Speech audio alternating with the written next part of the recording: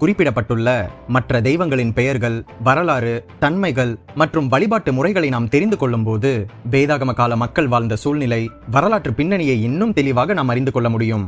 இந்த அந்நிய தெய்வங்களுக்கும் பழைய ஏற்பாட்டு இஸ்ரேல் மக்களுக்கும் என்ன சம்பந்தம் என்று பார்த்து வருகின்றோம். அந்த வகையில் எசேக்கியேல் 8:12-15 குறிப்பிடப்பட்டுள்ள தம்மூஸ் என்கிற அந்நிய தெய்வம் பற்றியும், கர்த்தருடைய பரிசுத்த ஆலயத்தில் இந்த தம்மூஸ் தெய்வத்திற்காக அழுது கொண்டு உட்கார்ந்திருந்த யூத ஸ்திரீகள் பற்றி விரிவாக பார்க்கலாம். நம் பைபிள் விஸ்டம் தமிழ் சேனலை முதன் முறையாக பார்க்கிறீர்கள் என்றால் சப்ஸ்கிரைப் செய்து பெல் பட்டனை பிரஸ் செய்து கொள்ளுங்கள். எசேக்கியேல் தீர்க்கதரிசி பாபிலோன் தேசத்தில் சிறைப்பட்டு இருக்கும்போது தரிசனத்தில் எருசலேமுக்கு கொண்டு செல்லப்பட்டார். இந்த தரிசனத்தை காணும் காலம் கிமு 599 ஆகஸ்ட் மாதம். இவர் அழைப்பு பெற்றதற்கு பின்பு 14 மாதங்கள் கழித்து இந்த தரிசனம் நிகழ்ந்தது. அப்பொழுது இவர் பாபிலோனில் தெலாபீப் என்கிற இடத்தில் இருந்தார். இவருடைய உடல் அங்கு இருக்கும்போது ஆவியில் எருசலேமின் காட்சிகளை காண்கின்றார். அந்த நாட்களில் செதேக்கியா ராஜா எருசலேமை ஆட்சி செய்து கொண்டிருந்தான். யூதா தேசம் அழிவுக்கு நேராக போய்க் கொண்டிருந்தது. அங்கே எரேமியா தீர்க்கதரிசி எச்சரிப்புகளை கொடுத்து கொண்டிருந்தார். ஆனாலும் ஜனங்கள் பல்வேறு விக்கிரகங்களை வணங்கி கொண்டுதான் வந்தார்கள். தேவன் இந்த யூதா தேசத்து ஜனங்களின் சீர்கெட்ட மோசமான நிலையை எசேக்கியேலுக்கு காட்டுகின்றார். தேவன் காட்டியபடி யூதா ஜனங்கள் தேவனுக்கு எரிச்சல் உண்டாக்கிய அஸ்தரோத் பெண் தெய்வத்தின் விக்கிரகம், ஊரும் பிராணிகளின் சிலைகள், சூரியன் போன்றவற்றை தெய்வமாக வணங்கி விக்கிரக ஆராதனைகளை செய்து வந்தார்கள். யூதாவின் பெண்களும் ஜீவனுள்ள தேவனுடைய பரிசுத்த ஆலயத்தில் தம்மூஸ் என்கிற விக்கிரக தெய்வத்திற்காக அழுது கொண்டு உட்கார்ந்திருந்தனர். யார் இந்த தம்மூஸ் என்று விரிவாக முதலில் பார்ப்போம். நோவாவின் மகனாகிய சபிக்கப்பட்ட காமின் குமாரன் தான் நிம்ரோத். இந்த நிம்ரோத் பூமியிலே மிகவும் பராக்கிரமசாலியாக இருந்தான். பலத்த வேட்டைக்காரன் என்று அழைக்கப்பட்டான். ஆதி காலத்திலே 4 பெரிய பட்டணங்களை ஆட்சி செய்து அசீரிய ராஜ்யத்தை ஸ்தாபித்தவன் என்று ஆதியாகமம் 10:8-10 வசனங்கள் சொல்கின்றது. சரித்திரம் இவனுடைய மனைவியின் பெயர் செமிராமிஸ் என்கின்றது. இந்த செமிராமிஸ் சாத்தானினால் நிரப்பப்பட்டு மிகவும் கொடியவளாக இருந்தாள். தனது முதல் மகன் தம்மூசை உலக இரட்சகராக மக்களுக்கு அறிமுகப்படுத்தினாள். இதைத் தொடர்ந்து இந்த செமிராமிஸையும் தம்மூசையும் சேர்த்து, அதாவது தாயையும் மகனையும் வழிபாடும் கலாச்சாரம் இந்த உலகத்தில் தோன்றியது.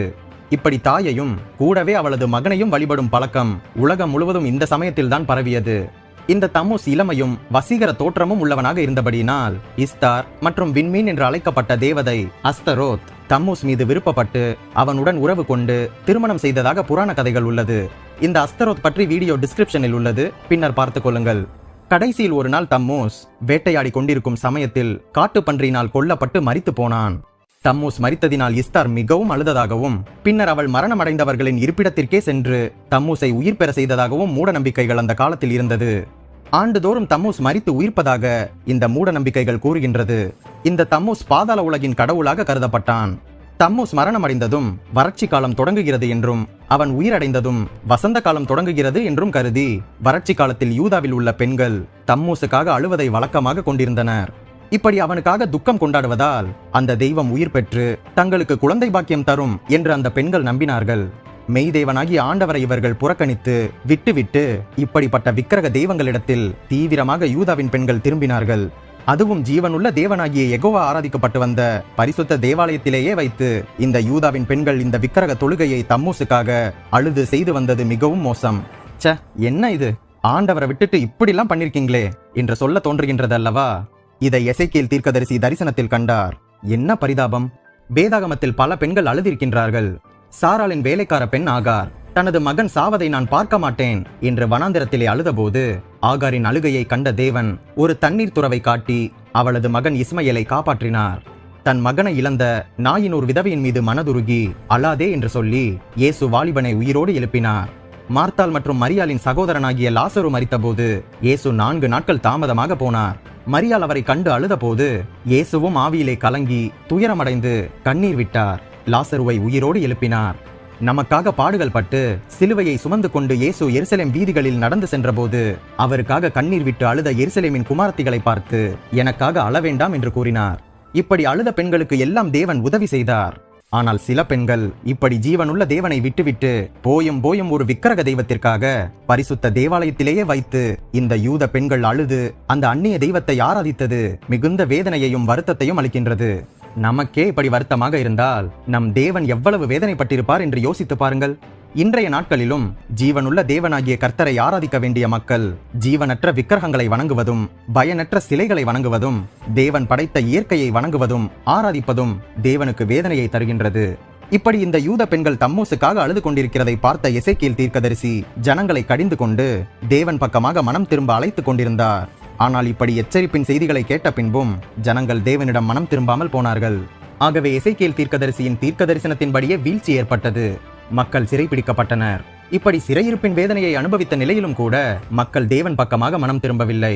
இருதயத்தை கடினப்படுத்தி உணர்வற்றவர்களாக தம்மூசுக்காக அழும் பெண்கள் கூட்டம் விக்கிரக ஆராதனையில் தீவிரமாக ஈடுபட்டு கொண்டேதான் இருந்தார்கள் என்பது வேதனைதான். இன்றைக்கு கிறிஸ்தவர்களாக இருக்கிற நாம் மற்ற அந்நிய விக்கிரகங்களை வணங்குவதில்லை. ஆனால் ஆண்டவர் விற்கின்ற விக்கிரக ஆராதனைக்கு இணையான பாவம் நம்மில் காணப்படுகின்றதா என்று சோதித்து பார்க்க வேண்டும்.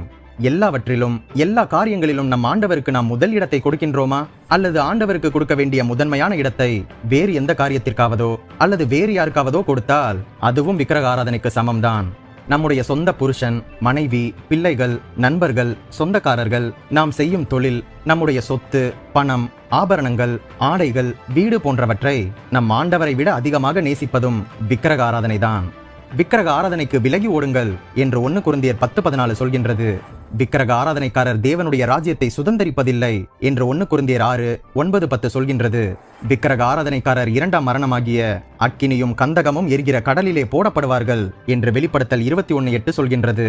ஆகவே நம்மை நாமே ஆராய்ந்து பார்த்து நமக்கும் தேவனுக்கும் இடையில் இருக்கும் விக்கிரகத்தை அகற்றி ஜீவனுள்ள தேவனையே ஆராதனை செய்து வாழவும் பரலோக ராஜ்யத்தை சுதந்திரித்துக் கொள்ளவும் கர்த்தர் நமக்கு உதவி செய்வாராக. நீங்கள் ஆசீர்வதிக்கப்பட்ட